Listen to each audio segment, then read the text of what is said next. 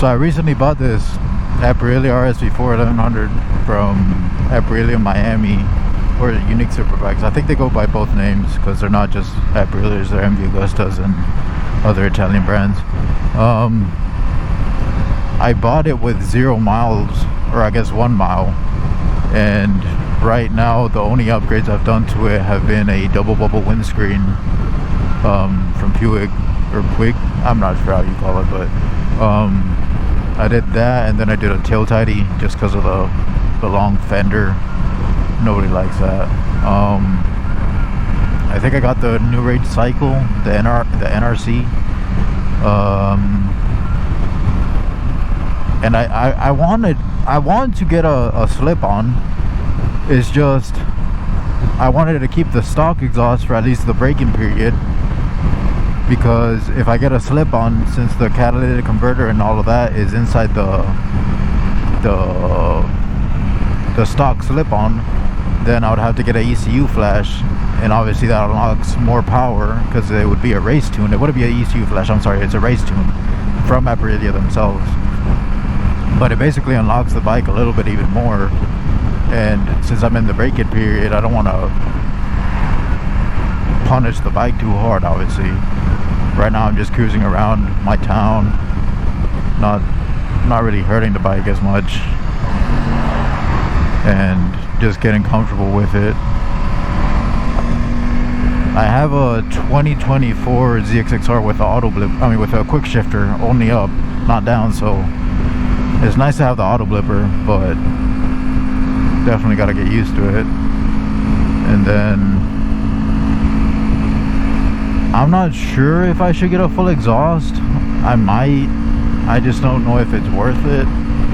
I do like the titanium look, that blue, but at the same time, it's like on these bikes you can't really see it. On something like a ZX6R or a S1000RR or R1, especially the R1 and the S1000, the headers are very, very visible.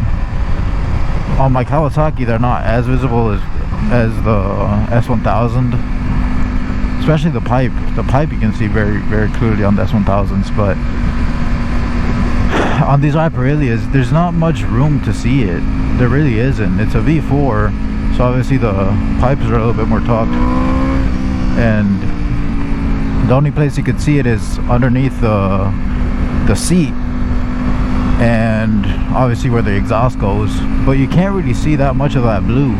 I saw another RSV4 1100 factory just like mine, ultra gold, and he had the GP22, and it was a full system. It was a full system with the full titanium GP22 SC Project exhaust. That exhaust I don't really like. I'm trying to get the CRT, just the slip-on for now, and then I might just get titanium headers, but I couldn't find any SC Project titanium headers. I could only find the full exhaust for the I think it's the SC1. It's like the long horizontal exhaust slip-on, and it does come with the titanium headers, but I don't know, it's not for me. I had a 2010 RSV4 RR, a 2010 RSV4 RR, and it had a CRT exhaust, not titanium headers, just the slip-on, and I like that, the noise of that exhaust. There's also a Akrapovic full system, but those are kind of similar shape to the SC1. I don't really like it. I think the power output is a little bit better on that one, if I'm not mistaken, compared to the CRT. But I'm just used to the CRT noise, and I like it. I like the sound that it makes. It sounds like a V8, but on a bike. The dealer, I need your guys' opinion on this, because the break-in period is so confusing to me. The manual will say one thing, the dealership told me to keep it under 9,000 RPMs, Then there's other people that say break it in hard because the piston rings gotta settle.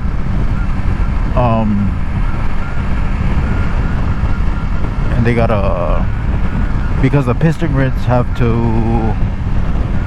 I don't know how to fucking call it, when the fucking piston rings go close together, you know, they seal, yeah. When the piston rings seal, they need to be sealed. So right now they're rubbing against each other to like kind of like move out all of the,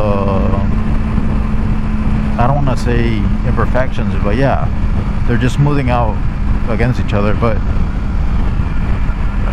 I'm not sure what the actual thing you have to do for it is. I've heard some people taking it up to red line, you don't want to baby your bike. So I don't know who to listen to. If you guys could tell me in the comments, give me your opinions on how you break into a motorcycle. Obviously, I've had new bikes, not brand new. My 2024 ZX6R only had 2,400 miles on it when I bought it. So it wasn't new, but it also wasn't like old. My first bike ever was a 2014 ZX6R, the black and white ABS version. And that one had about 11,000 miles, I think. And then I got a 2010 Aprilia RSV4, also with 11,000 miles. And then I got the 2024 ZX6R. And now this is the first actual bike that I bought stock, brand new from the dealership with 1 mile on the dash. And it's just, I got mixed emotions about it, because part of me is super happy. I've never had a brand new bike, and this bike is my favorite. I really like it. I even got a custom license plate that says RSV4 for Florida. I paid a lot of money to get that custom plate, but I don't want to fuck up the bike, but I also don't want to do a shitty break-in period, because then if I baby it for the first 600 miles or up to 1,000 miles, and then if I let it rip one day, what if something goes wrong and my engine blows up, you know? I don't want to have a bunch of oil leaking everywhere and me fucking crash, especially on a new bike. So if you guys could give me some guidance on what you really do for a bike to break it in, I would really appreciate it. And also, what do you guys think I should do? Should I get a race tune from Aprilia, make sure that it's covered, that my warranty won't get voided if I do get that, get a SC Project slip-on installed by them, just so that if anything happens to the bike and the people from Aprilia reach out to my dealership and they ask them who put on the slip-on, they say, oh, we put it on and we put on the race tune that you provide, then I don't think the warranty should be voided, from what I understand. Obviously, if I put it on, which would be a lot cheaper, there's more of a risk, because they might say like, oh, well, he might have fucked up something when he was putting on the slip-on, even though it's just a slip-on. But I don't want to risk it, especially not until the 2 years are up. And also about that race tune, I could get an ECU flash. I know the Gabbro is very popular, and the Brent tune obviously is very popular. I know they have that cool thing where the front headlights work as turn signals, so you can put Rizoma stealth mirrors on it. They have all that fancy stuff, but at the same time, I'm just afraid that something does happen to the Aprilia, because Aprilias are known for having some problems. I know people say that the newer ones don't. I think it was from like the 2019s and up, or the 2021s and up. I'm not sure. I think it's the 2021 and up that don't have as many problems, and they fixed most of the issues. But I still don't want to trust it, and yeah, I don't want something to happen to this bike and then it not being under warranty. It was a really expensive bike. But once I get past this break-in period, then I can have actual fun. Also, I've never had a bike that, I don't know if it's a 1000cc bike problem. I've only had the RSV4 and this one, so I've never tried a liter bike aside from these. But when you're releasing the clutch, they kind of like clunk, they kind of go, you know, and they don't want to go instantly. I don't know if that's just a leader bike problem because there's so much power and they hate going at low RPMs. I read that it could also be the slipper clutch, but this bike hates traffic, man. I don't lane split here in Florida because it's not legal, but I completely understand why some people do it on these kinds of bikes. I just don't want to get pulled over for doing it, but at the same time, I don't know what I should do. I don't know if it's better to ruin my bike and have it be at really like shitty RPMs for what it's supposed to be used for. You know, it's not a race bike is not supposed to be in traffic ever. There's no traffic at the racetrack, so I don't really like using it in traffic. I try not to. I try to avoid all traffic. That's why I'm going in this direction instead of towards my house, because there's traffic right now and I gotta get miles up for the braking period. But yeah, I don't know what I'm supposed to be doing for the braking. I'm just a little bit confused. I've done research on it and I can't figure it out still. Everybody has different opinions on it. Just like I said, the hard braking and then the baby of your bike and blah blah blah. For right now, I'm just gonna follow what the dealership said and say stay under 9,000 RPMs. I don't want to risk it. I'm just gonna listen to what they say. I'm gonna record all of my rides just so that if anything does happen to the bike, I can just prove like, hey, if you look through my footage, I never went over 9,000 RPMs. I didn't do anything stupid. I never redlined.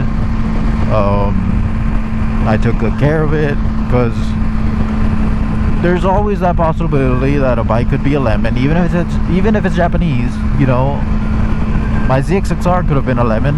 Luckily, none of my bikes have been, none of my cars have been, but it's a possibility. So the more proof I have that I didn't do anything stupid on it, the better for me. It's kind of scary, you know. I've owned other bikes. The only thing is, every time that I've owned one, the braking period was already done, so I never had to like baby it at all. This exhaust is so underwhelming, man. I really wish the Euro emissions weren't a thing. It's so damn quiet. At least I do like this about Aprilia, that they put the catalytic converter and everything inside the slip-on, so that if you just switch them out, then you're good. You don't gotta worry about the catalytic converter anymore. Obviously you gotta get a race tune and blah blah blah blah blah, but still, that's what you're gonna do anyway. That's what everybody does. Everybody gets a ECU flash. The thing about Aprilia is that they have a race tune that you can trust. They make something for you. So say whatever you want to say about Aprilia. I don't really have a good opinion on them yet. I don't have a bad opinion on them. I've only had this bike for 2 days now, and I've had my 2010 RSV4. I had it for 2 weeks, I think, and then I got my ZX6R. So I don't know. I don't really have an opinion on them. They seem like a good company. At least my dealership is really, really nice. Everybody at Aprilia Miami was so welcoming. Kaylin, who was the sales representative, she was super nice. She helped me with everything. She helped me get insurance through State Farm for a way better fucking price than I was getting from Progressive. They got the registration done for the bike. They got me a way better fucking quote through State Farm than Progressive. And here's the craziest part. I'm paying less for this Aprilia, brand new, a 27,000 MSRP bike. I'm paying way less insurance money per month for this on State Farm than through Progressive for my ZX6R. Think about that. A 636cc bike compared to a 1100cc bike, or 1099, whatever you want to call it. But still, she was able to get me a way better quote through State Farm with the same coverage, full coverage, 1,000 deductible, the whole 9 yards, for less than the ZX6R. And she did all this in 1 day. She had everything ready. If I had showed up and I had more time, I would have been in and out in the same day. So yeah, I gotta get through the braking period on this bike. I have to baby it for a little bit, yes, baby it. I can't go redlining or any of that shit. I can't be doing anything stupid on the bike. Obviously, it's brand new. I'm not trying to fuck up my bike. It's my first ever brand new bike. I've owned a couple pre-owned bikes, like I said earlier, but never anything as nice as this. So I'm gonna keep it as nice as I can, and yeah, we'll see how it goes.